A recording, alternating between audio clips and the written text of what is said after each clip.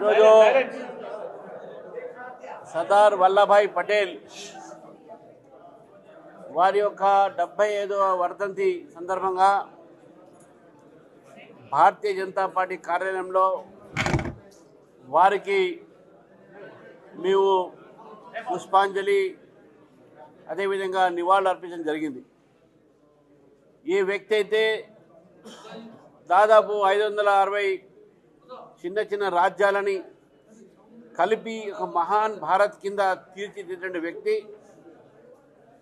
మన హైదరాబాద్ స్టేట్ ఆ రోజుల్లో అంటే ఇప్పుడు తెలంగాణ ప్రాంతము, దాంట్లో కొంత మహారాష్ట్ర, కర్ణాటక కొన్ని ప్రాంతాలతో పాటు ఉన్నటువంటి ఒక ప్రాంతం అంతా కూడా భారతదేశంలో భాగమై ఈరోజు మనం భారతీయులుగా గర్వంగా చెప్పుకునేటటువంటి ఒక రోజు వచ్చిందంటే ఆనాడు నిజాం హైదరాబాద్ స్టేట్ని పాకిస్తాన్లో కలపాలనో లేకుంటే ఒక స్వతంత్ర దేశం కింద ప్రకటించుకోవాలనే ప్రయత్నం చేసే సమయంలో ఆపరేషన్ పోలో ద్వారా నిజాం తల వంచి హైదరాబాద్ స్టేట్ని భారతదేశంలో ఒక భాగం చేసినటువంటి వ్యక్తి సర్దార్ వల్లభాయ్ పటేల్ గారు. కాబట్టి ఎవరైతే ఈ యొక్క దేశంలో మొట్టమొదటి ఒక హోంశాఖ మంత్రిగా ఆ రోజు జవహర్లాల్ నెహ్రూ గారు ఒక మాట అన్నారు, మనం ఏదైనా రాజకీయంగా మనం ముందుకు పోవాలన్నా చేయాలన్నా ఎప్పుడైనా అవసరం పడితే రాజ్యాంగాన్ని కూడా మీరు పక్కకు పెట్టండి, మనం చూసుకుందాం అనే మాట మాట్లాడారు.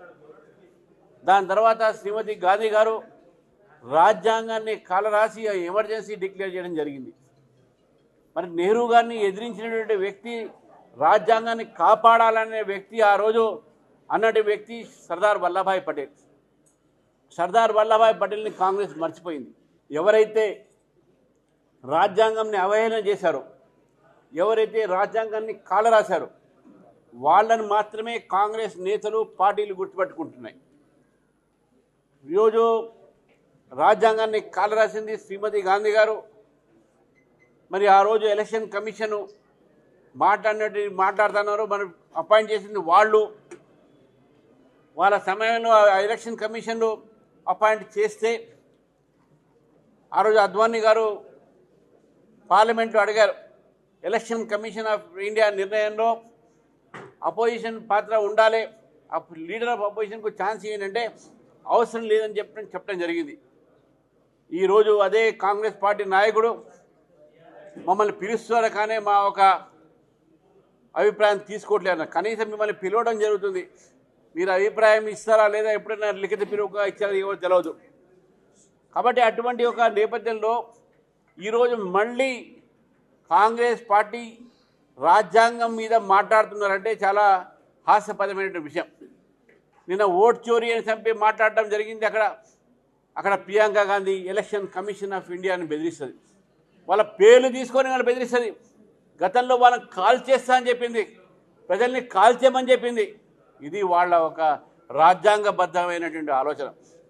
నేను రేవంత్ రెడ్డి గారు ముఖ్యమంత్రి గారు ఢిల్లీలో మాట్లాడుతూ మీ అధికారం పోతుంది, మీ ఓట్లు పోతాయి, ఓట్లు పోతే ఆధార్ కార్డు పోతుంది. అరే ఓట్లు పోయేది ఎవరిది? పాకిస్తాన్ వాళ్ళది, బంగ్లాదేశ్ వాళ్ళది, రోహింగ్యాలది. భారతీయులు ఓట్లు పోవు. మీకు వాళ్ళ మీద అంత ప్రేమ ఎందుకు? పాకిస్తాన్ మీద మీకు ఎందుకు? బంగ్లాదేశ్ వాళ్ళ ప్రేమ ఉన్నది మీకు ఎందుకు? ఈ యొక్క చొరపాటు వాళ్ళ మీద ప్రేమ ఉన్నది.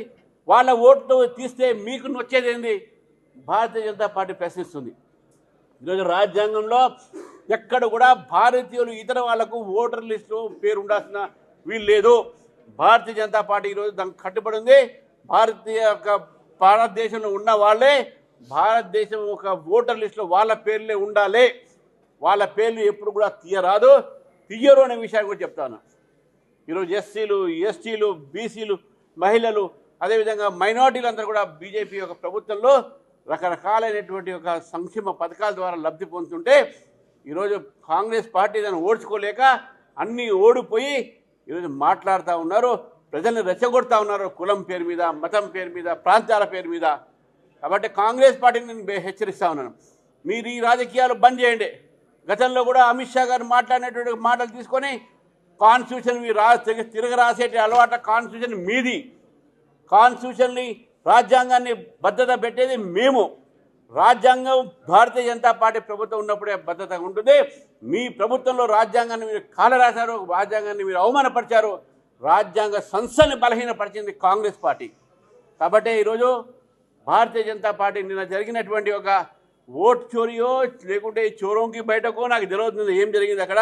మనం చూసినాం మాటలన్నీ కూడా మోదీ గారి యొక్క బొంద పెడతారంట. బొందబెట్టి చూస్తాం, ప్రజలు మీ పార్టీనే బొందబెట్టారు.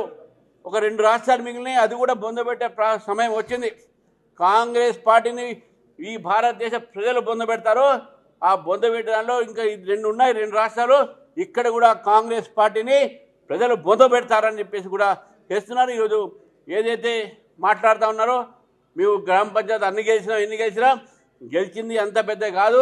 ఈరోజు బెదిరించి కొన్ని కూడా గెలిచిండొచ్చు, కానీ భారతీయ జనతా పార్టీ మాత్రం గతంలో మాకు 163 మేము గెలిస్తే 2019లో, ఈరోజు ఇప్పటికే 600 పై సర్పంచ్ మేము గెలిచినాము. దాదాపు 4-5 వేల మంది మనం వార్డు మెంబర్ గెలిచినాము. రేపు జరగబోయేటటువంటి 3వ విడతలో కూడా 300-400 సీట్లు గెలుస్తాము. ఈ దాదాపు 300 సంబంధించినటువంటి మాకు పెరుగుదల గ్రామీణ ప్రాంతంలో ఉన్నటువంటి ప్రజలకు భారతీయ జనతా పార్టీ తరఫు నుంచి మాకు ఓట్లేసి వార్డు మెంబర్లు, సర్పంచ్లు పెద్ద ఎత్తున మాకు ఓటు వేసినందుకు మీ అందరికి కూడా మీ ద్వారా ధన్యవాదాలు చెప్తా ఉన్నాను.